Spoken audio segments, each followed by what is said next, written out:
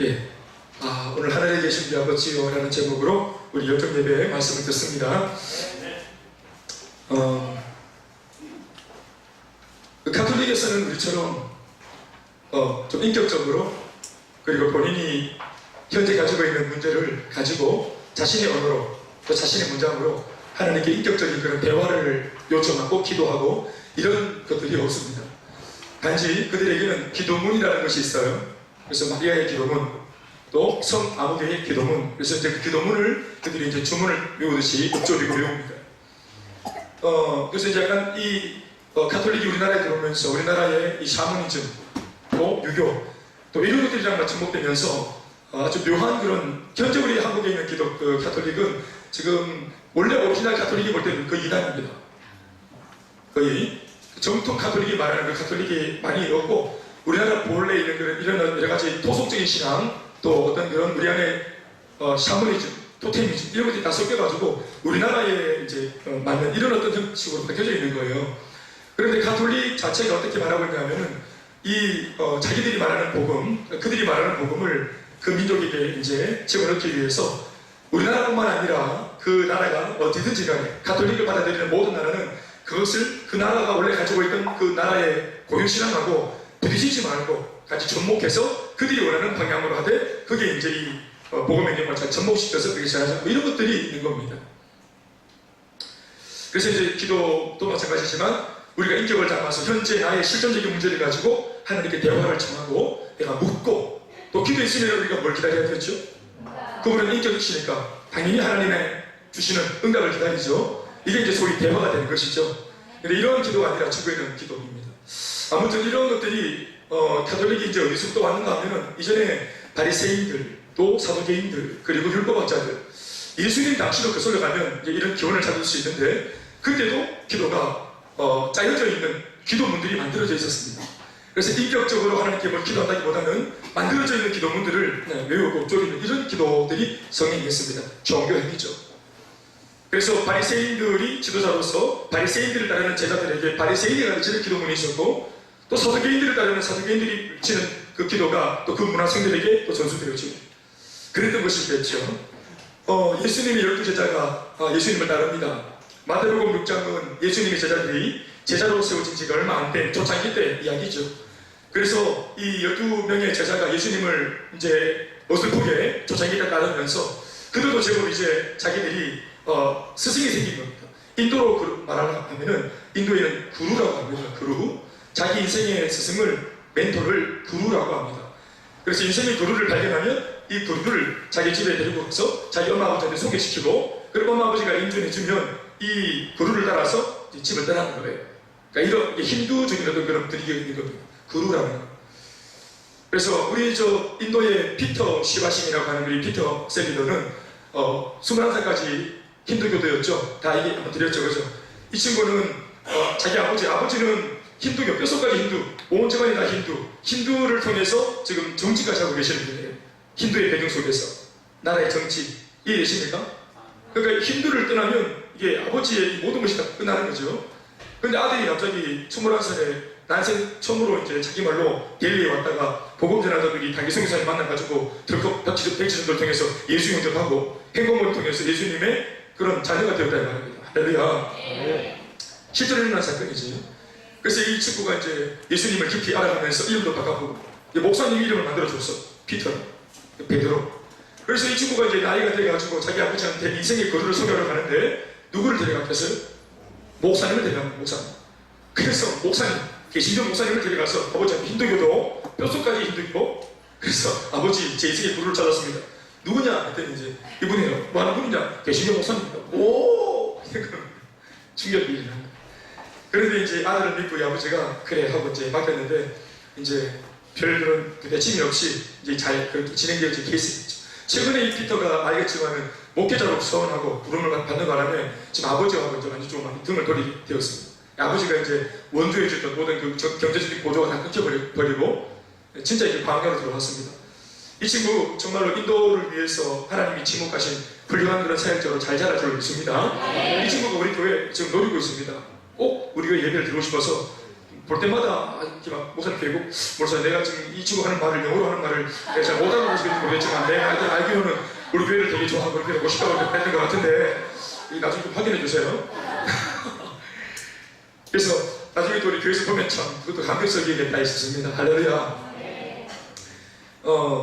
아무튼 제자들이 자기들도 사도 이제 누구도 자기를 이제 제자 삼아주지 않는데 예수님이 자기들 이 떨거지 배우지도 못하고 그냥 바닷가에 이제 살면서 이제 고기나 잡고 있더니 어부주신들 물론 다 어부주신은 아니지만 그래서 이제 대체로 못 배운 사람들 그래서 사도개인들이나 어떤 그런 이런 어떤 종파에 결코 들어갈 수 없는 문화생으로 정식으로 들어갈 수 없는 그래서 늘 이렇게 좀 뭔가 비주류로 있는 이들을 예수님이 제자로 삼아주셨어요. 그러니까 예수님도 그 당시에는 수많은 종교 지도자의 한 분이었으니까 그러니까 12명의 제자들이 자기들도 스승이 이때까지 본 게 있으니까 우리들도 스승이 기도 좀 하게 기도문을 좀 알려달라고 이렇게 말을 한 겁니다. 우리들도 좀 포옹하게 신앙생활 좀 하자고 사실은 종교생활이었겠지. 그러니까 자기들이 생각하는 수준의 기도는 기도문 좀 달라고 이렇게 했던 겁니다. 읊조릴 수 있는 뭘 좀 달라고 충분해요. 그런데 예수님께서 그들에게 한 말이 이겁니다. 9절 말씀에 너희는 이렇게 기도하라. 기도문을 주시는데 이렇게 기도하라 하시면서 오늘 예수님이 가르쳐 주신 예수 믿는 사람들이 해야 될 기도의 모범을 이렇게 보이셨습니다. 오늘 그 중에 우리는 두 가지를 함께 살펴봅니다. 첫 번째는 하늘에 계신 우리 아버지요 라고 하는 이 부분. 두 번째는 바로 그 하나님 아버지의 이름이 거룩히 여김을 받도록 하는 이 기도. 이 기도가 우리 앞에 선행되어져야 할 기도다라고 예수님은 가르치고 계십니다. 자, 무엇보다 먼저 액면가로 이 기도가 무엇보다 앞서고 있는가? 저 뒤에 11절 보시면은 하나님의 이름이 거룩하게 여김을 받아야 한다고 하는 이 기도. 예수를 믿는 우리 입장에서 우리에게 예수님을 구주로 보내주신 좋으신 하나님 아버지, 그 하나님을 위해서 기도할 때 물론 우리가 필요한 것이 있고 결핍이 있고 속상한 것이 있어서 내 필요에 의해서 기도를 하게 되었으나 이 기도를 열 때 처음 우리가 먼저 열정적으로 붙들고 기도해야 될 것은 뭐냐? 바로 하나님의 이름이 거룩히 여김을 받는 것이어야 한다고 예수님이 가르치십니다. 11절 보시면은 오늘 우리에게 일용할 양식을 주옵소서. 그러니까 우리에게 필요한 일용할 양식을 구하는 것보다 이 기도가 선행되어져야 함을 가르치고 있는 것입니다. 또 12절에 우리가 우리에게 죄 지은 자를 사해주는 방주를 말하는 건데 내가 소생한 일을 당했다, 뇌관한 일을 당했다. 또 13절에 시험에 들지 말게 해주세요. 악에 빠지지 말게 해주세요. 이런 나와 관계되어진 나의 삶의 행복과 관계되어진 이런 것들을 구하기보다 가장 먼저 구해야 할 제목은 피부에 안 와닿을 수도 있겠지만 그러나 주님이 하신 말씀이 이것이 기도의 모범이다 라고 하신 그 내용 속에 보면은 하나님의 영광을 먼저 구하는 기도, 하나님이 높임을 받으시기를 먼저 구하는 기도, 주님의 영광을 돌리고 주님이 기뻐하시는 기도, 그 기도가 선행되어져야 할 줄로 믿습니다.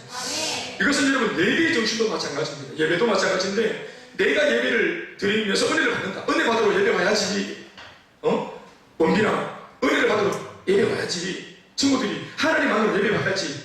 엄밀하게 말하면 미안한 말이지만 그런 표현은 잘못된 겁니다. 예배를 통해서 은혜를 받는 것은 우리의 목적이 아니고 결과로 주어지는 것입니다. 예배의 목적은 다른 데 있고 그 원래의 목적을 성취하면 덤으로 우리가 구하지 않아도 주어지는 것이 예배를 통해서 내가 은혜 받음이 이루어지는 것입니다. 그리고 또 결국은 원래 목적이 아니에요. 내가 새롭게 되어지는 것도 예배의 온전한 목적은 아닙니다. 예배의 진정한 가치는 뭐냐 하면 하나님을 높이는 겁니다. 그래서 예배를 뭐라고 말합니까? 월십, 워디라는 단어에서 온 것입니다. 가치, 우리 안에 있는 최선의 가치를 하나님께 내어드리는 것. 헬라어로 말하면 프로스퀴네오라고 말하는데 프로스 앞으로, 스퀴네오 엎드려 절하며 나간다 이런 뜻입니다. 그러니까 하나님께 나갈 때 예배를 본다 하는 것이 아니라 엎드려 절하면서 하나님께 나아가는 것. 이걸 이제 원래 예배의 의미라 하는 겁니다. 그러니까 몸이, 동작이 내 안에 있는 간절함이 행동으로 나타나는 것입니다. 아멘 아멘. 정말로 엎드려 절하며 하나님께 엎드리고 내가 죄인이라서 머리를 들지 못하고 내 몸을 납작 엎드려서 하나님께 내가 나아가는 모습 실제로 그렇게 했습니다. 아멘 아멘. 그러니까 예배를 이스라엘 백성들은 하나님께 나아간다.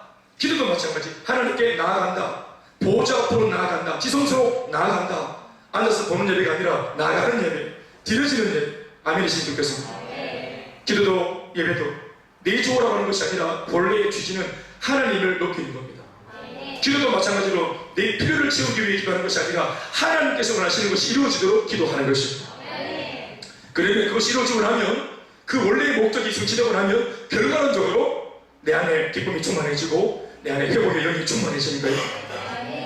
그래서 우리가 이렇게 말해야 되는 거예요. 예배에 성공해야 된다. 기도에 성공해야 된다. 아멘, 아멘. 언젠가 제가 주목하는 것이 그겁니다. 집회에 와 있는 이 집회옴의 목적을 성취해야 됩니다. 오늘 이 자리에 앉아있는 목적을 성취하십시오. 네? 오케이. 동훈아, 오늘 이 자리에 온 이 집회에 온 목적을 성취해라.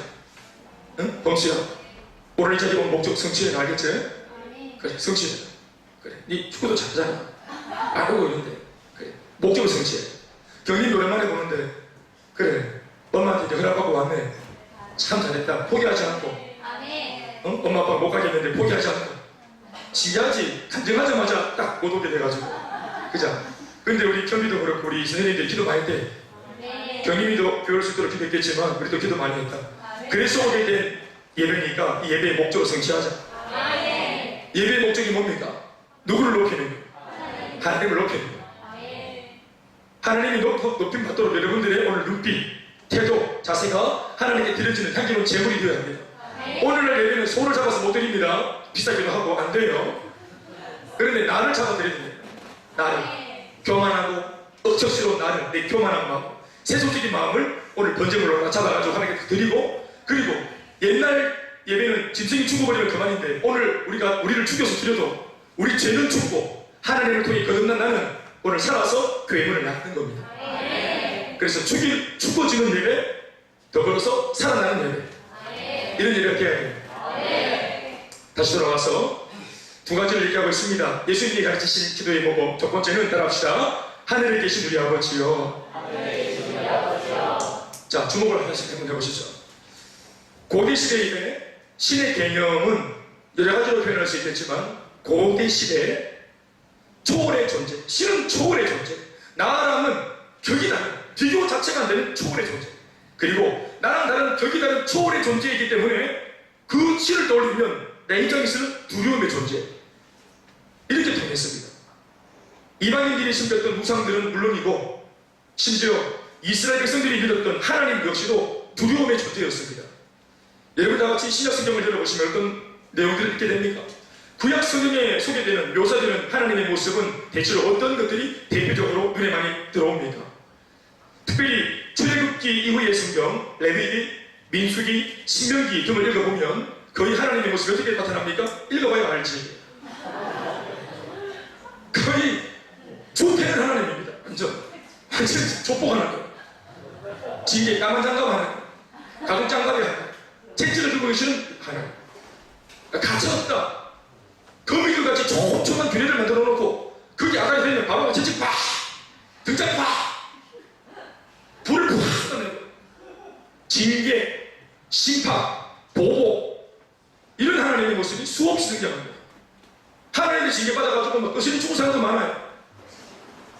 신후기 20장을 보면 하나님이 뭐라고 말합니까? 모세야, 내가 너와 대면해서 얘기 좀 하겠다. 백성들을 향해 내가 언약의 말씀을 좀 주기만 하는데 모세님만 내가 있는 이 산으로 올라오느라. 그랬더니 여기 호기심 있는 사람들이 있는 길이라 또 그런 사람이 있어요. 아론 또 뭐 이런 사람들이 있습니다. 그런데 그래서 하나님 말씀이 네 말고, 내가 택한 네 말고 다른 사람이 음악에 올라오면은 내 속에서 격도라는 이 불이 충동적이어서 이 불이 나가가지고 다 불태워 죽이리라. 태워서 소멸하는 불, 격동하는 불, 이게 하나님 속에 있는 겁니다.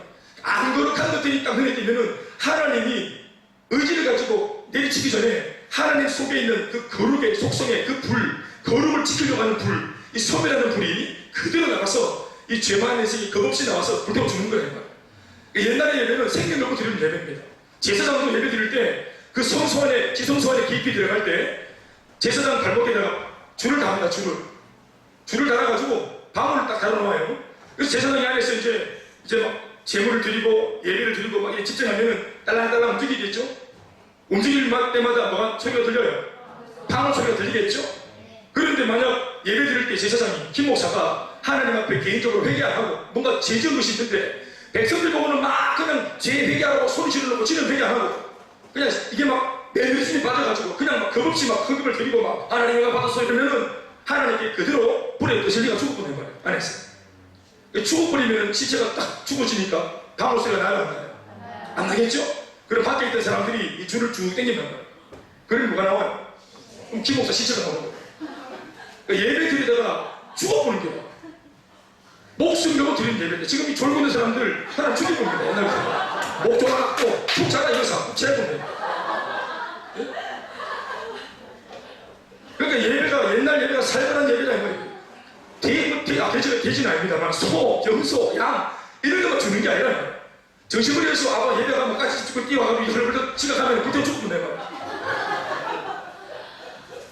이 앉아 계시는데 A열 뭐 23층 뒤쪽에서 세 번째 줄 버튼 딱 누르면 바로 불태워가지고 졸고 살벌한 하나님. 제가 꾸민 것이 아니라 진짜 하나님 살벌합니다. 제가 말한 것보다 묘사한 것보다 사실은 구약 성경 읽어보면 진짜 살벌합니다.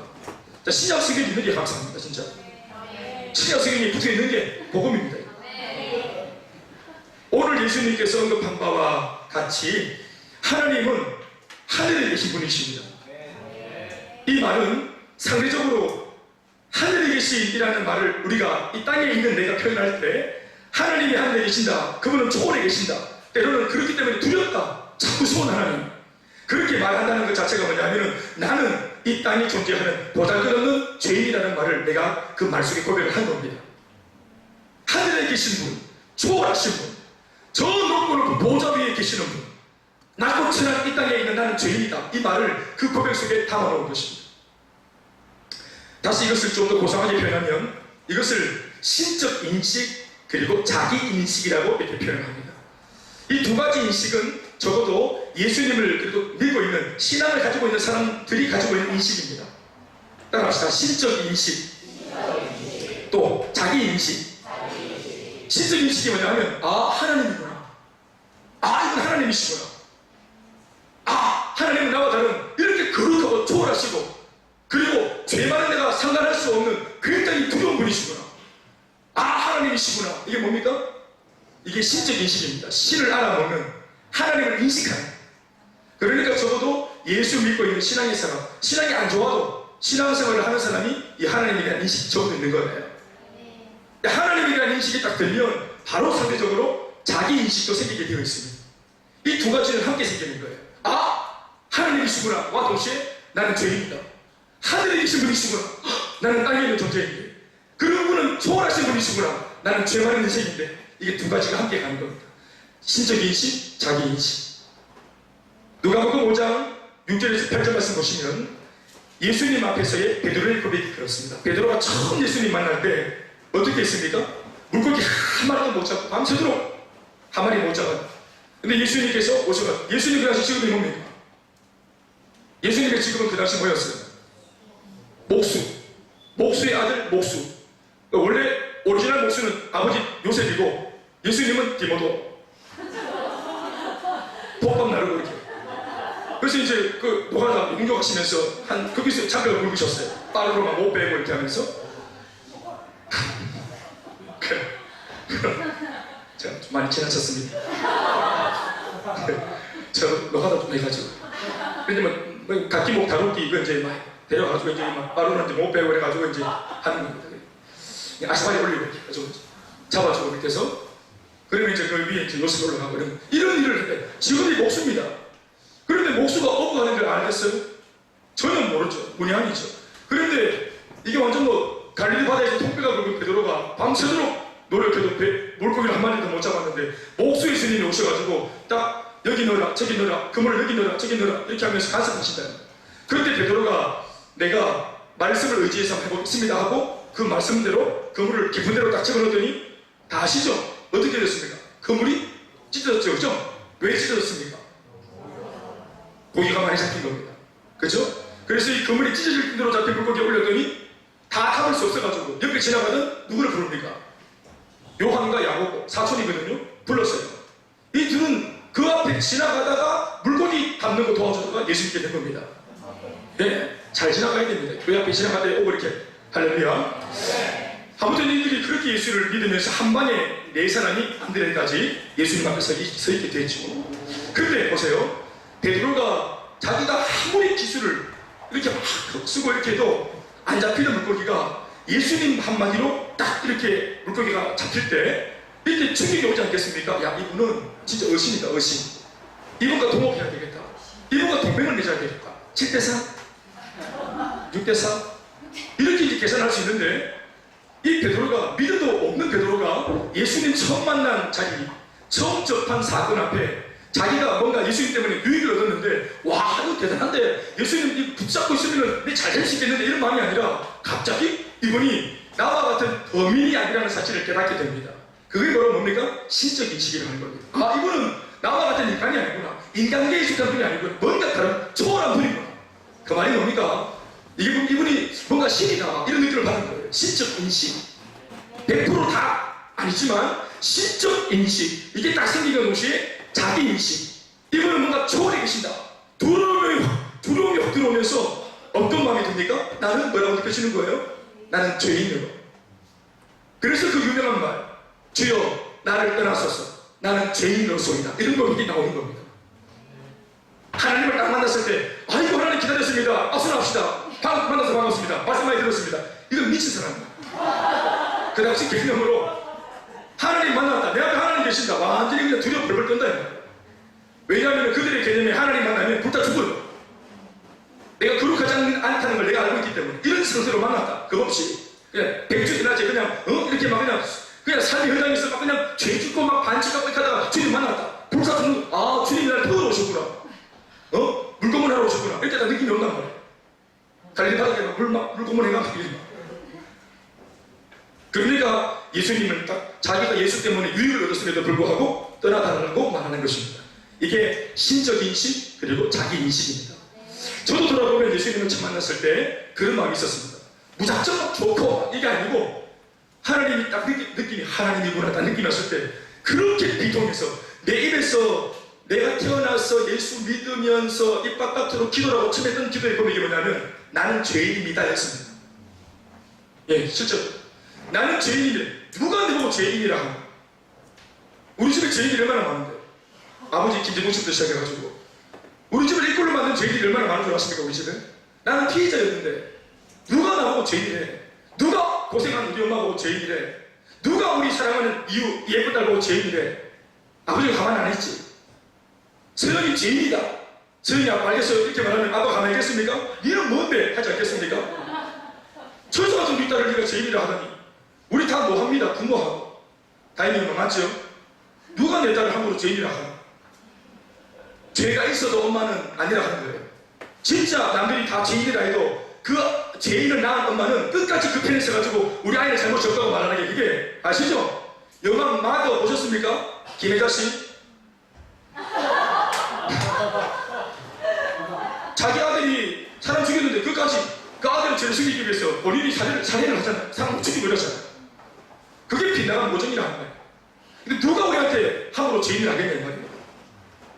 그런데 하나님을 딱 만난 순간은 누구도 나한테 증거나 증인을 대지 않아도 나 스스로 100% 두 손 들고 나는 죄인이 맞다고 고백을 하게 된다. 이게 신적 인식 앞에 내가 고백하는 자기 인식입니다.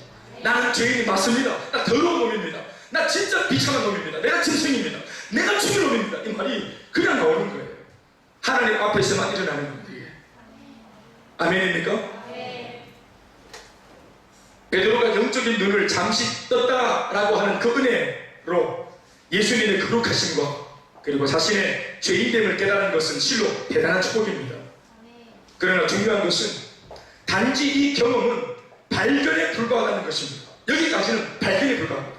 신적 인식, 자기 인식, 그분은 초월하고 초월하신 분이고 나는 죄인이다. 그러니까 떠나소서.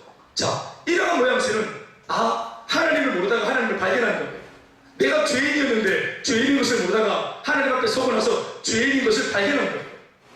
이건 하나님을 믿는 단계가 아니고 하나님을 발견한 단계예요. 그래서 이런 하나님을 발견하면 이게 객관적인 진리가 드러난 거죠. 그럴 때는 인간은 하나님을 두려워하고 떠나달라고 나를 가까이 하지 말아달라고 성령이 오셨네 이런 노래 못 부릅니다. 성령이 가셨네 이렇게 부릅니다.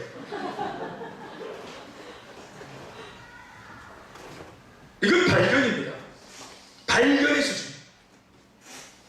예수님이 거룩하신 신적 존재이심과 또 자신의 죄인됨에 대한 발견. 그러기에 이런 발견 다음의 행보는 곧장 나와 다른 분, 나와는 결코 함께 할 수 없는 분과의 결별선언입니다. 주여 나를 떠나소서. 주님이 안 떠나시니까 자기가 떠나겠다고 말하는 거예요. 그리고 계속 눈 깔고 사는 거예요. 교회를 나오는 사람들 중에도 하나님을 믿는 사람이 아니라 그냥 단지 하나님을 아는, 하나님의 존재에 대해서 객관적으로 인식하는 정도의 종교생활을 하는 사람이 있는 겁니다. 그 사람은 하나님과의 접촉이 없어요. 관계 형성이 없어요.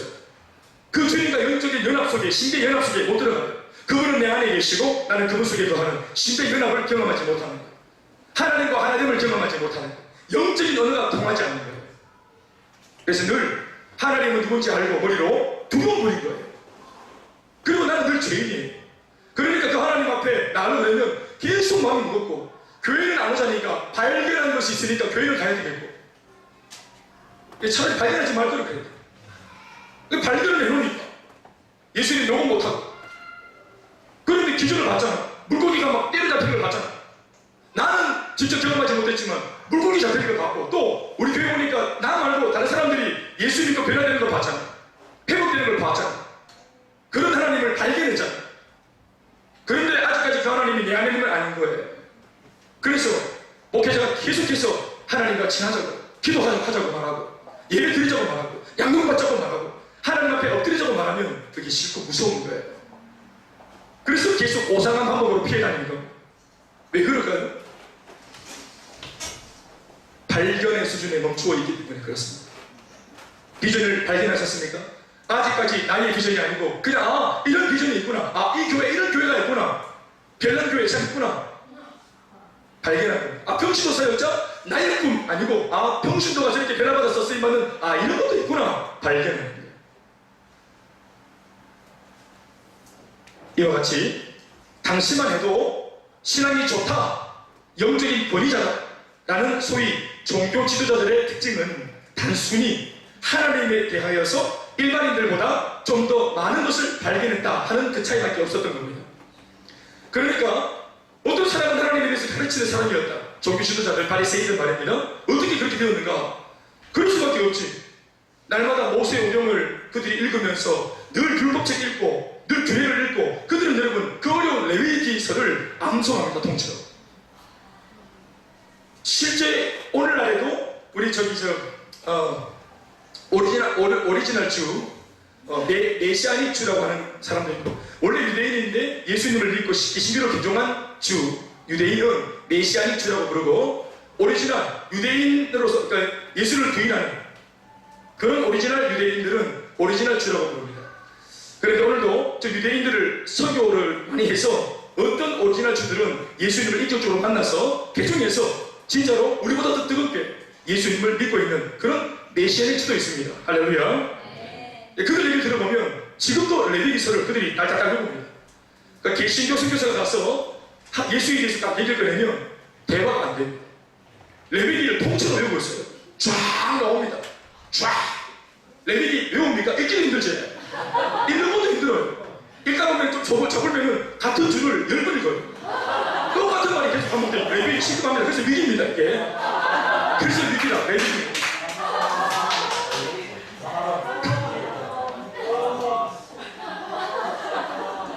그래서 이 레위기를, 그런 레위기를 암송한다 이 말이에요. 말빨 되겠어요? 완전히 끝내줘요.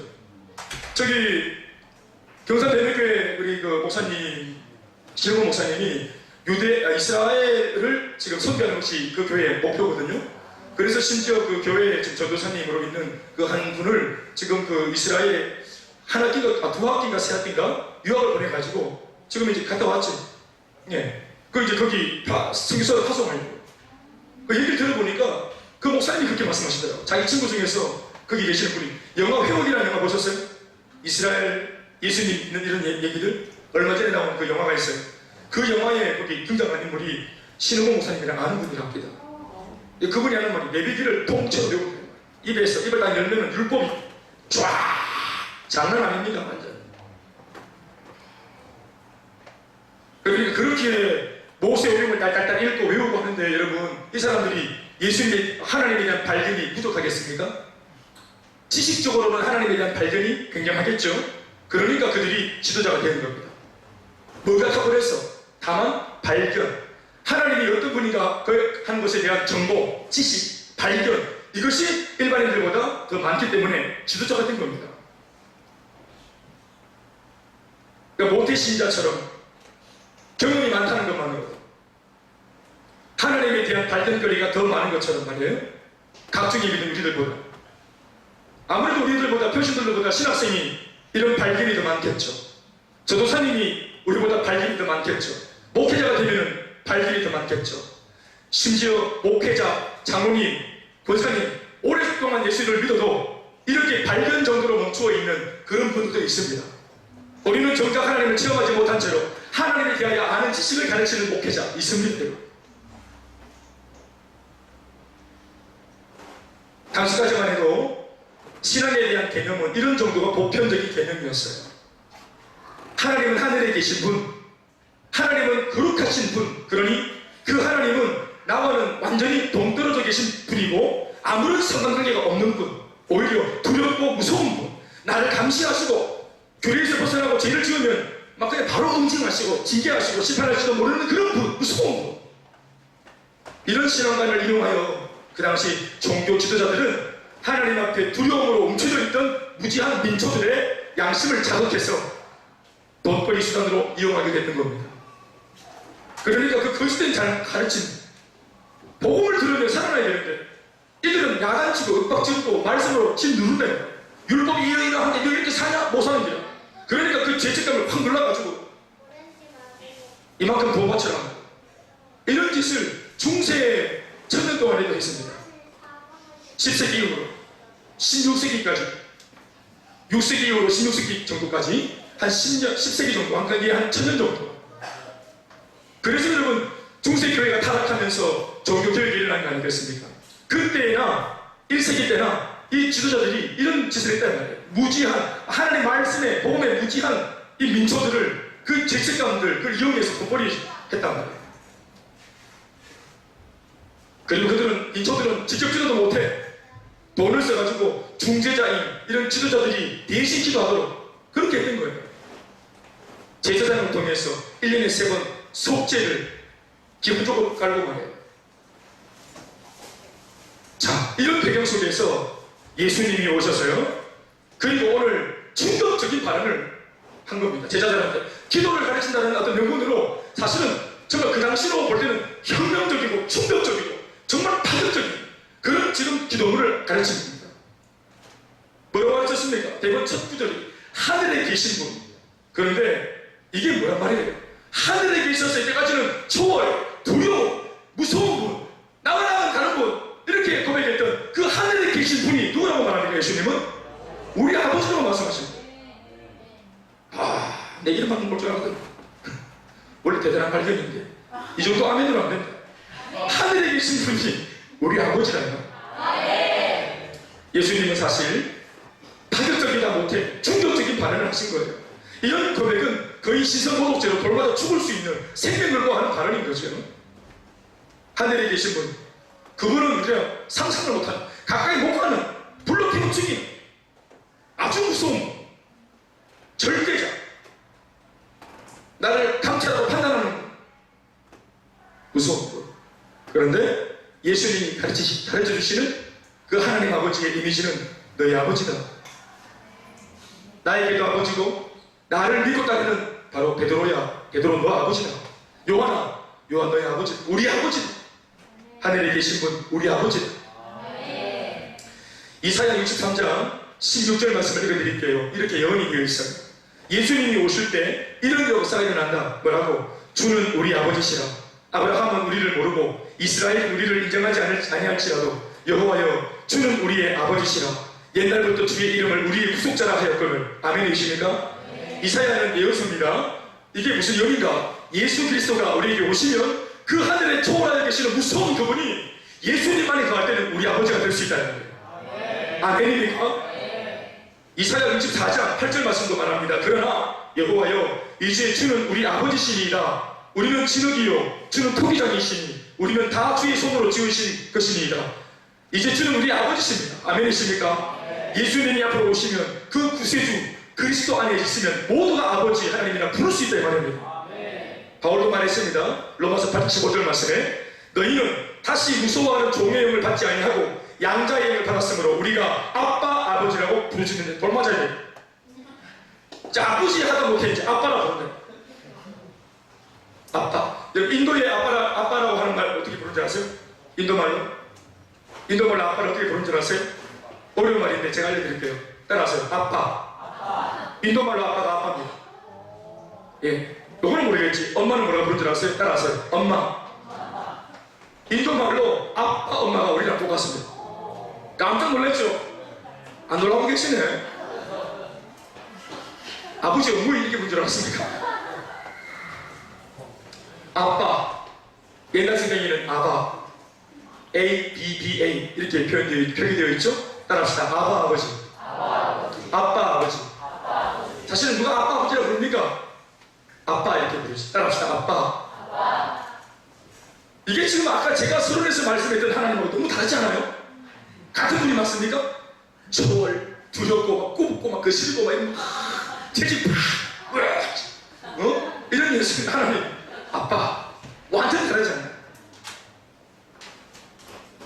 그 무서운 하나님 아버지 하나님에서 신의 모습에서 좋은 아빠, 친근한 아빠의 이 모습으로 같은 분인데 이게 왜 바뀌었을까요? 하나님이 바뀐 겁니까? 누가 바뀐 거예요? 따라왔어요. 내가 바뀐 거예요. 이전에 나는 주님 바깥에 그리스도 바깥에 외인으로 있을 때는 그분은 두렵고 무서운, 그러나 내가 하나님 아버지가 나에게 보내신 좋으신 예수님, 나의 구주가 되시는 예수님, 참 사랑의 예수님, 나와 하나님 사이에 연결고리를 만들어서 화목제물로 당신 몸을 찢어서 화해시켜주시고 화목시켜주신 예수님의 피 뿌려놓은 십자가의 길 안에서는 이 무서운 하나님이 내 아버지가 되는 겁니다. 한번 따라합시다. 너희는 다시 무서워하는 종의 영을 받지 아니하고, 저를 따라서 너희는 다시 무서워하는 종의 영을 받지 아니하고 양자의 영을 받았으므로 우리가 아빠 아버지라고 부르짖느니라. 자, 우리 한번 손 모아서 하나님께 아빠. 시작. 은비야, 아빠 말고 너 친아빠가 저 위에 계신다. 성기야, 오늘 우리 출생의 비밀이 밝혀졌다. 왜 그렇습니까? 사실은 이게 정말 뷰티풀 스토리. 그분은 우리가 잘못하는 바람에 우리의 실수 때문에 불필요한 오해를 너무 많이 당하신 거예요. 처음부터 하나님은 아버지셨어요. 원래 그분은 우리의 아빠였어요. 갑작스럽게 유달리 우리가 아빠라고 부르게 된 것이 아니라 그분은 원래 우리의 아빠고 원래 우리의 아버지고 우리는 원래 그분의 아들과 딸이었어요. 그분이 우리를 낳으셨어요.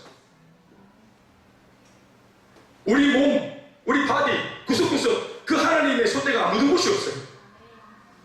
당신의 형상을 쫓아 당신의 모양대로 우리를 창조하셨어요.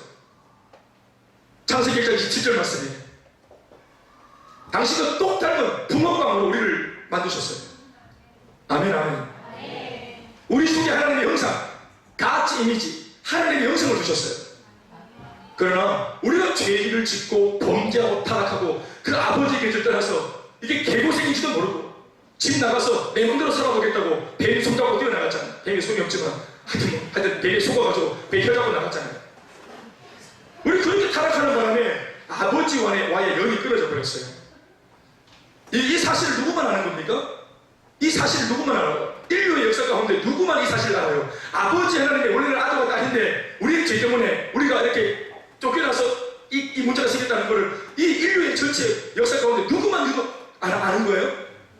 전해드리는 거 말고 누가 알아요? 지적적으로 유일하게 알아는 사람이 누구예요? 아담과 하와입니다. 그는 직접 자기의 사건이었고 자기가 목격한 거예요. 자기가 그 주인공이었어요. 아버지 하나님 손에 최초로 안겨도 받고 하나님과 같이 동산도 걸었고 하나님하고 대화도 하고 그 아름다운 연합을 최초로 그리고 유일하게 경험했던 사람 아담과 하와. 그런데 최초의 사람들이 자기들만 이 은혜를 다 누리고는 또 자기들이 마음이 삐뚤어져서 죄를 짓는 바람에 쫓겨나서 자기들은 아는 거예요. 우리가 비록 쫓겨나 있지만 하나님이 두려운 분이 아니라 비록 지금은 쫓겨났지만 저 하나님이 얼마나 인자하시고 좋은 분인지 이걸 알고 있어요. 그런데 아담과 하와가 이걸 자식들한테 내가 볼 때는 제대로 말을 안 했어요. 하나님이 누구신지를 안 가르치는 거예요. 그 증거가 뭔지 아세요? 그러니까 아들, 큰아들이 가인, 고가인 자매가 교회 왔나요? 한가인은 어때요? 그 말고 가인 말입니다. 아들의 아들 아가인 말이에요. 그 가인이가 자기 동생 누구를 해코지했어요? 아벨. 아벨을 어떻게 해코지 정도 안 되면 어떻게 했습니까? 죽여버렸어요. 그것도 시기심이 발동해서. 아니 시기심과 이게 좀 삐뚤어진 마음 때문에 그 동생을 죽일 수 있습니까? 아담이 이 아들을 둘이 낳았는데 어릴 때부터 하나님 누구시? 얘들아, 사실 엄마 아버지 비밀이 있다. 엄마 아버지는 아버지가 없어. 누구 태어난 게 아니라 엄마 아빠랑 배꼽이 없지? 엄마 아빠는 배꼽이 없어. 엄마 아빠는 태에서 태어난 것이 아니기 때문에 엄마 아빠는 배꼽이 없어. 하나님이 창조하셨어. 단지 배꼽 비슷한 거를 앞뒤로 구분하기 위해서 그냥 찔러놓은 거야. 하나님이 창조하신 거야 우리는. 근데 너희들 배꼽이 있지? 엄마 아빠가 나잖아. 그런데 너희들 할 거는 엄마 아빠가 진짜 부모가 아니라 너희를 창조한, 너희들 영혼까지도 조성한 진짜 좋으신 아버지가 있단다. 그런데 그 하나님 엄마 아빠가 자꾸 다른 말에 쫓겨났단다. 너희들한테 엄마 아빠가 정말 좋은 죄를 졌다. 부모로서 미안하다. 너희들 하나님 바라봐야 된다. 엄마 아빠는 몰라서 실수했지만 너희들 세대에는 절대로 하나님 잊지 마라. 그리고 진짜 회개하고 주님 기회를 주시면 너희들 원래 살던 때 에덴으로 돌아가야 된다. 언젠가는 에덴으로 돌아가야 돼. 이 말을 해줬으면 이 아이들이 정신 차렸죠. 어릴 때부터 이렇게 말씀으로 키웠습니다. 말씀으로 키웠는데 가인이 아들을 막 지키고 이렇게 하는 겁니까? 올라오는 이런 욕정이야 정력이 어쩔 수 없지만 이걸 행동으로 꺼낼 때 하나님 말씀을 들을 게 있으면 말씀이 딱 올라가지 않겠습니까? 그렇지 마 하면서 사실 가인이 아벨을 죽이려고 들 때 하나님이 오셔서 경고를 줬어요. 4장 7절 말씀에 가인아 네 안색이 붉으면 어찌니 네 속에 죄가 있느니라. 죄의 소욕은 너를 갖고자 하나 너는 죄를 다스릴지니라. 죄를 다스리라. 죄의 유혹을 거절해라. 딱 이 얘기를 줬는데 못 알아듣고 얼굴 뻘건치로 갖고 알치고 그대 말이야. 통제가 안 되는, 정력이 통제가 안 되는, 죽이고 싶은 이 욕정이 통제가 안 되는 행동을 옮겨버리는, 인정사정 없이 동생도 죽여버리는 이런 사람이 아담과 하와의 바로 찢기의 무속이었습니다. 원래 그러니까 그때부터 하나님은 무서운, 두려움, 늘 하나님의 양손법칙이라는 게 있어요. 그건 하나님의 원칙이 아니에요. 늘 우리 앞에 배초리를 들고 서 계시는 하나님의 모습은 결국 하나님의 어떤 그런 성향이 아니라 우리가 그런 하나님을 그렇게 만들어가는 거예요. 하나님이 우리에게 올 때 몽둥이를 들고 오실 수밖에 없도록 우리가 그 매를 부른다 이거예요. 죄 짓고 타락하고 말씀을 아무리 검해내도 못 알아듣고 개기고 이러니까 하나님이 몽둥이를 들고 온다 이거예요. 하나님의 손에 매를 들게 하는 것은 우리의 죄입니다. 가만히 보세요. 기춘에 감춰져 있는 아버지의 품 안에 들려있는 것은 고민형입니다. 고민형 싫어합니까? 이 고민형을 내고 싶지만 종체 하나님 앞에 우리가 고민형을 받을 만한 삶이 안 되는 거예요. 그릇이 준비가 안 되는 거예요. 응답받을 만한 미안하지만 준비가 안 되고 축복받을 만한 준비가 안 돼요. 그러면서도 야망이 충만하고 그러면서도 행복하기 원하고 뭔가 꿈을 있는데 하나님께 좀처럼 엎드릴지 모르는 그 교만함 때문에 결국 하나님으로부터 매를 들게 만드는 이런 일을 우리가 자처합니다. 알고 보면 하나님이 원래는 무서운 분이었다가 아빠 아버지로 변화된 것이 아니라 하나님이 변화된 겁니다. 변질되었다가 하나님이 갑자기 회개하고 하나님께서 회개하시고 하나님이 갑자기 아빠 아버지 학교 갔다 오셔가지고 막 갑자기 변화된 겁니까? 우리가 입장을 바꾸니까 하나님 품 안에 그토록 묵혀놨던 고민이 나오지 않습니까? 우리가 축복받을 만한 자리에 서 있으니까 하나님의 인자하심을 경험하게 되지 않습니까? 아침마다 새롭고 늘 새로우신 주님, 이 평강을 주노라. 이 평강은 세상에 주는 것과 같지 않은 평강이다. 평강을 주시고 하나님이 세상을 이처럼 사랑하사 복생자를 주셨으니 하나님 우리를 사랑하셔서 아들을 내어주시고 아들을 주신 분이 무엇을 아끼시랴? 원하고 구하고 찾는 모든 것들을 당신의 백성에게 쏟아 부어주시는 하나님, 좋으신 하나님, 은혜와 은사를 주시고 역전의 삶을 주시고 평화 회복을 주시는 주님, 지금도 하나님의 그 은혜의 손이 지금 우리 목전 앞에 와 있습니다. 그러나 이 고민령 하나님의 축복을 받기에 오늘 예배드리는 우리의 모습이 과연 그릇 준비되어 마음이 열려 있습니까? 아니면 여전히 하나님으로 하여금 당신은 옳지 않으나 매를 들 수밖에 없도록 회초리를 들 수밖에 없도록 고난과 역경 먼저 이것을 앞장설 수밖에 없도록 우리가 만들어가는 것은 아닙니까? 우리가 바뀌면 우리가 변화되어지면 우리가 순종해서 하나님께서 원하시는 자리에 서 있으면 그분은 우리에게 하늘에 계신 우리 아버지로 오시는 것입니다. 신이신 하나님은 우리 아버지가 기꺼이 되어주십니다. 그 말은 우리가 바로 그 아버지의 자녀라는 말이죠.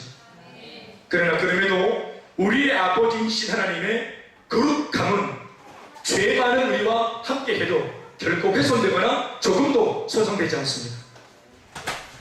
오늘 본문 말씀 보십시오. 하늘에 계신 우리 아버지여 이름이 거룩히 여김을 받으시오. 우리가 하나님의 이름을 거룩하다고 말 안 해도 하나님은 원래 거룩하신 분입니다. 우리의 동의가 필요하지 않습니다. 아멘입니까? 우리가 주님을 안 높여도 주님은 높임을 받으시는 분이십니다. 온 세상 피조물들이 다 우리가 그 코드를 몰라 그렇지 새도, 벌도, 물고기도, 나무도, 뛰어다니는 모든 육식동물들 모두가 하나님이 그 코드를 넣어서 이 모든 생명체를 통해서 주님의 영광을 받으십니다. 새가 날개만 해도 하나님 영광 받으십니다. 아멘, 아멘. 그런데 중요한 것은 인간의 문제입니다. 인간이 만물의 영광이란 말하고 피조물 가운데 제일 똑똑하고 혼이 있고 생각이 있고 마음이 있는 이 인간만큼은 짐승과 달리 하나님 앞에 생각과 마음을 담아서 혼을 담아서 하나님을 경배할 줄 모릅니다. 우리가 인정을 해도 여러분 하나님은 예리하게 합당하신 분이십니다. 이미 거룩하신 분이십니다. 하나님 안에서 결국 분리할 수 없는 하나님의 강력한 속성 중에 대표적인 것이 있다. 그건 뭐냐면 거룩입니다. 히브리어로 하기오스 구별, 단절 이런 뜻입니다. 뭐와의 구별과 단절입니까? 죄, 세상, 타락, 어둠 이런 것과의 구별. 그래서 어둠이 조금도 없는 분, 거룩하신 하나님이란 말이 뭡니까? 죄가, 어두움이, 악한 것이, 세상적인 것들이 조금도 없는 분, 완전히 구별되고 차단된 분, 완전한 거룩. 아멘, 아멘. CF에서 보는 마음에 오사시한 이런 거 아닙니다. 거룩은 능력입니다, 여러분. 마치 거룩은 방망이와 같아요. 이 거룩이 악한 것에 가면은 여러분 착각하지 마세요. 거룩이 손상될까봐 옷이 깨끗한 옷이 더럽혀지겠다. 지륵하게. 그래서 지륵탕은 가만히 있는데 강자처럼 하얀 옷을 입은 내가 약자가 되어서 안 더럽히려고. 거룩이라는 게 그게 아니고 거룩은 방망이와 같다 이 말이에요. 아멘입니까? 이 흙한 물이 거룩이 딱 하면은 흙한 물이 쫙 갈라진다 이 말입니다. 이거 아멘 하십시오. 이게 하나님의 거룩이라고 하는 거예요. 우리가 말하는 옷사시 뭐 예쁘고 깨끗하고 막 그냥 빨래 끓이는 게 아닙니다.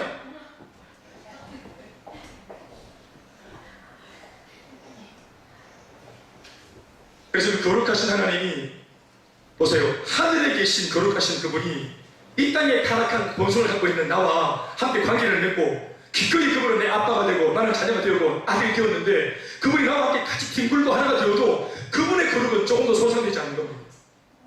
다만 하나님이 원하는 것은 뭔지 아세요? 아들아, 이제 네가 거룩한 나의 아들이 되었으니까 내가 거룩하니 너도 거룩해라. 우리의 죄가 하나님께 손상을 못 줍니다. 우리의 타락이 하나님의 거룩함에 손상을 못 준다 이 말이에요. 하나님이 그래 하신 말씀이 괜찮아. 네가 타락하고 범죄도 괜찮아. 내가 하나 준다고 하시는 거예요. 우리는 주님 나는 죄인입니다. 나를 떠나세요. 죄책감 눌리고 주님 저는 인간이 아닙니다. 주님 떠나세요. 이게 아니라 우리가 아무리 손상되고 더러워도 거룩하신 그 하나님 우리 아버지이기 때문에 기꺼이 와서 흙 나 구조물의 두 분 나를 안아주십니다. 그래도 그분의 거룩함은 뭐하지 않는다? 손상되지 않고 훼손되지 않는다. 오히려 누구의 죄를 말갛게 씻기시노?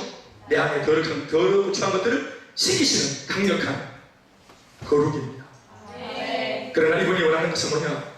네가 나와 같이 거룩해지는 것을 만으로 그치는 것이 아니라 세상 모든 사람들이 내 이름을 거룩하게 여기도록 네가 그런 상황을 만들어요. 이게 무슨 말입니까? 우리가 하나님 앞에 거룩해졌으니 세상에 나가서 이 거룩하지 않은 세상 우리가 직접 끼어들어가서 우리 속에 주신 하나님의 아버지의 그 거룩한 것을 우리가 퍼뜨리고 나누어서 세상 모든 사람들이 내가 믿고 있는 하나님이 얼마나 거룩하신 분이신지 좋으신 분이신지 그들이 알아먹고 내게로 와서 그들도 다 거룩해지도록 만들어요. 아멘 되십니까? 내 아들아 니 거룩해졌으니까 우리 바깥에 가지 마라. 지지 애비 공지 내랑 같이 있자. 저 더러운 곳에 하지 마라. 이게 아니고 옛날에 우리 선배들의 신앙관이 뭐냐면 세상은 악하고 교회만 거룩하니까 세상 나가지 마라. 이게 옛날 어른들의 신앙관이었습니다. 세상 친구 다 적당하고 끊어라. 이거였습니다. 그러나 그게 아니라 이 말입니다. 세상은 거룩하지 않은 곳이 맞아요. 교회는 거룩한 곳이 맞아요. 그러니까 감사하고 있으란 말입니까? 때 안 먹도록? 아니에요. 누가 강자입니까? 지륵탕입니까? 하얀 드레스입니까? 하얀 드레스가 강자라 이 말입니다. 내가 때 묻을까봐 겁나서 벌벌 뜨는 거룩이 아니라 문 열고 박차고 나가서 거룩한 복음, 거룩한 하나님의 정신을 터뜨리고 나누어주면 오염된 세상이 거룩해지는 거예요. 그래서 많은 사람들이 하나님의 거룩하심을 인정하도록 만들어라. 이름이 거룩히 여김받게 해라 이 말입니다. 뭘 통해서? 먼저 거룩해진 우리의 삶을 통해서. 그런데 우리는 거룩하지 않아. 그래서 사도 바울이 기도를 줬죠. 어떻게 거룩해져라? 말씀과 기도로 거룩해집니다. 그래서 우리는 하나님의 말씀을 붙잡고 기도해서 죄를 씻어내고 회개하고 돌이켜서 하나님의 이제 충만히 받은 성령의 사람, 영의 사람 되어야 하는 것입니다. 성령의 사람이 되는 것 자체가 이미 거룩해진 거예요. 내 속에 뭔가 거룩이 나온 게 아니라 거룩하신 하나님이 내 속에 머물므로 내게 거룩이 임하는 거예요. 거룩한 것은, 거룩해지는 것은 참 어려워요. 그건 노력해서 되는 것이 아니에요. 빛이 되는 거 어렵고 소금 되는 거 어려워요. 다만 빛이신 예수님이 내 속에 꽉 차면 내가 빛이 되고 소금이신 주님이 내 속에 가득 차서 오염된 나를 회복시키시면 내가 소금 같은 인생이 될 수 있는 것입니다. 말씀 듣기로 그렇게 지는 것입니다. 말씀 듣겠습니다. 느낌 딱 보니까 이건 시리즈 같죠? 그렇게 하겠습니다. 다 할까 했는데 은혜가 안 될 것 같아서 이 편으로 마치겠습니다. 말씀드리겠습니다. 사랑하는 여러분, 좋으신 아버지십니다. 우리는 또 그분의 자녀입니다. 그분이 거룩하시기에 그분의 아들과 딸이 나도 거룩하고 그분이 참 좋으신 하나님이시기 때문에 그분의 손에 붙들린 우리도 좋은 사람, 좋은 아빠, 좋은 남편, 좋은 아내, 좋은 아들, 딸, 좋은 자녀, 좋은 부모 될 수 있습니다. 저는 요즘에 이 좋은이라고 하는 수식어에 제가 많이 마음이 가 있습니다. 성도, 그냥 성도 말고 좋은 성도, 제자, 그냥 제자 말고 좋은 제자, 일꾼, 그냥 일꾼 말고 좋은 일꾼, 목사, 그냥 목사 말고 좋은 목사, 남편, 그냥 남편 말고 좋은 남편, 아내, 그냥 아내 말고 좋은 아내, 좋은 아빠, 좋은 엄마, 또 좋은 아들과 좋은 딸. 좋아집시다. 왜요? 우리가 좋으신 하나님의 아들과 딸이기 때문에 그렇습니다. 우리가 좋기 위해서 많이 쓰는 게 아니라 좋으신 그분이 우리를 에워싸고 우리 속에 충만하실 때 말씀과 기도로 거룩해지면 우리가 좋은 사람이 될 수 있습니다. 그래서 세상 속에 우리가 하나님의 이름이 거룩히 여김받도록 우리의 삶으로 그분을 높여드리는 예배 같은 삶, 아름다운 삶 살 수 있는, 또 그 일이 어려워 보이도 기꺼이 도전해 보기로 결단하는 여러분 다 되시기를 예수님의 이름으로 축복합니다. 따라서 하늘에 계신 우리 아버지여, 다시 하늘에 계신 우리 아버지여, 이름이 거룩히 여김을 받으시오. 아멘. 아멘. 박수 하시겠습니다. 우리 같이 일어나서 찬양하시고 기도하시겠습니다. 아버지 사랑 내가 노래해 하십시오.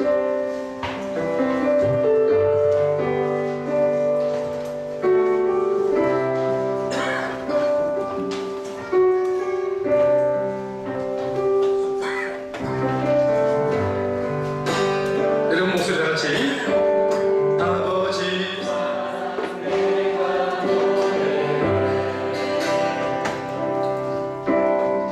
아버지 은혜 내가 노래. 다시 한번. 아버지 사랑 내가 노래. 아버지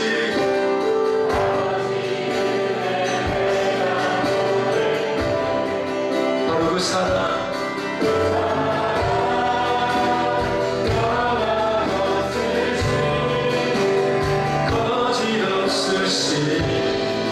성실하신 그 사랑 살아갈 때 꺾지 않으시기를 꺼져가는 등불 끄지 않는 함께 그 사랑 변함없으신 거짓없으신 성실하신 그 사랑 다같이 손 높이 들고 선포하며 그 사랑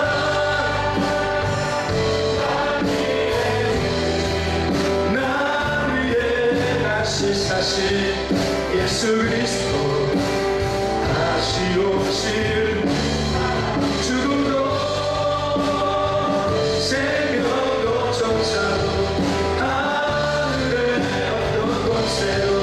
끊을 수 없는 영원한 우리 작은 일번 아버지 사랑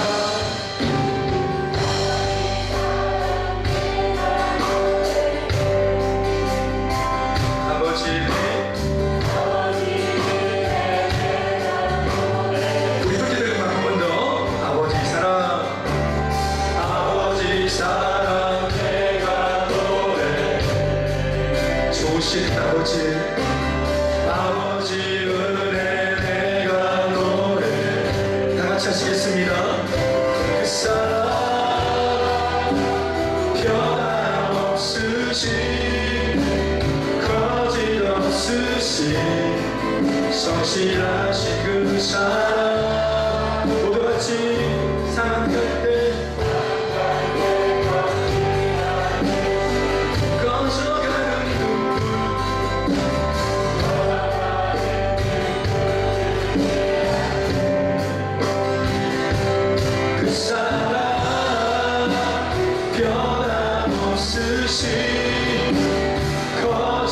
거짓없으신 성실하신 그 사랑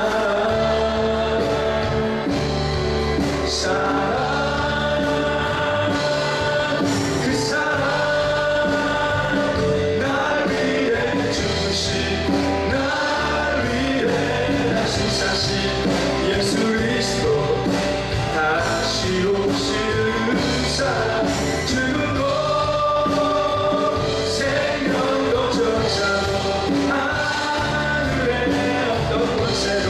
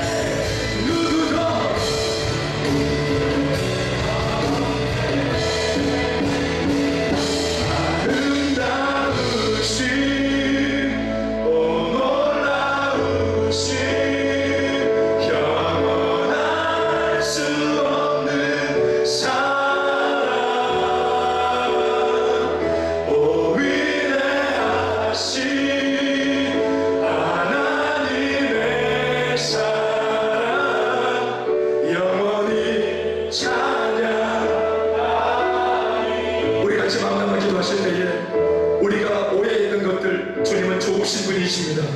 우리가 잘못 알고 있었던 것들 주님은 좋으신 분이십니다. 우리의 아버지이십니다. 우리는 그분의 자녀입니다. 두렵고 무서운 분이 아니고 심판하시고 징계하시는 분이 아니시라. 우리가 죄만 버린다면, 우리가 주님 앞에 엎드린다면 거룩하신 주님 모셔서 기꺼이 때묻고 상한 우리를 알아줄 수 있는 좋으신 아버지 주여, 우리가 지금 주님 품 안에 안깁니다. 주님, 그토록 목매이게 부르고 싶었던 그 아버지를 부릅니다. 아버지, 아들이 왔습니다.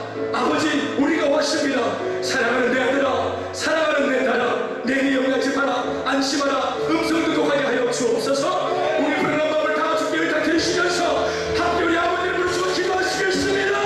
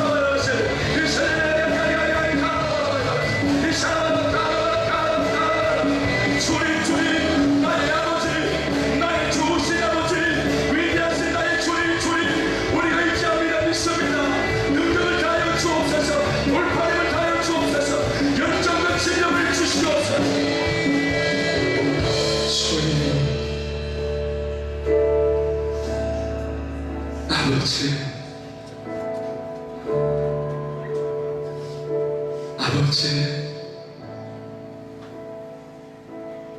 주님, 아버지, 하늘에 계신 나의 아버지여, 거룩하신 하나님, 말씀을 통해 우리에게 오시옵소서. 우리는 다 주님의 백성입니다. 주님의 자녀입니다. 내 먹고 살겠지만, 이렇게밖에 살지 못했지만 아버지 앞에 왔습니다. 사랑하는 딸이 친정 부모의 품에 안겨 긴장 풀고 경계할 것도 없고 불의 펼친 머리카락 거품이 파묻고 볼을 부비며 마음껏 우는 것과 같이 우리에게도 그런 아버지가 필요했습니다. 압박과 긴장 속에 놀린 우리의 마음이 헤치고 나가야 할 상황은 놓여있지만 능력이 없어 감당하지 못하는 두려움 속에 있는 우리들에게 아버지가 필요합니다. 주여, 오늘 우리에게 오시옵소서. 우리를 새롭게 하여 주옵소서. 우리가 아버지라 불러도 기꺼이 부끄럽다고 말하지 않는 좋으신 아버지, 우리 같은 존재가 당신을 향하여 아버지라고 불러도 부끄럽다고 말하지 않는 그 좋으신 아버지, 이렇게 부족한 우리에게 기꺼이 아버지가 되어주시고 아빠라 불러도 좋다고 하신 아버지, 우리가 그래서 주님 품에 있습니다. 능력을 주시고 말씀과 기도로 거룩해져서 세상을 변화시켜 나가는 변화의 주요 되게 하여 주옵소서. 우리의 눈물과 한숨을 보시는 좋으신 아버지, 우리의 시련이 보시고 예배가 마치고 나서도 우리의 현장과 우리의 가정과 내가 누워있는 침상과 내가 머무는 학교와 직장 속에도 그 좋으신 아버지의 손이 함께하여 주옵소서. 우리가 멋지게 살아내어 우리에게 오시는 주님으로 하여금 매를 들고 오시는 주님이 아니라 마음껏 나를 안아주고 볼을 부비며 사랑한다고 말을 해줄 수 있는 그런 아버지로 우리가 초청할 수 있도록 우리가 말씀과 기도로 그렇게 전할 수 있게끔 역사하여 주옵소서. 아버지가 그렇하시니 우리도 그렇게 하니 그렇게 되게 하여 주옵소서. 의지하고 감사하며 예수님의 이름으로 기도하옵나이다. 박수하시겠습니다. 할렐루야.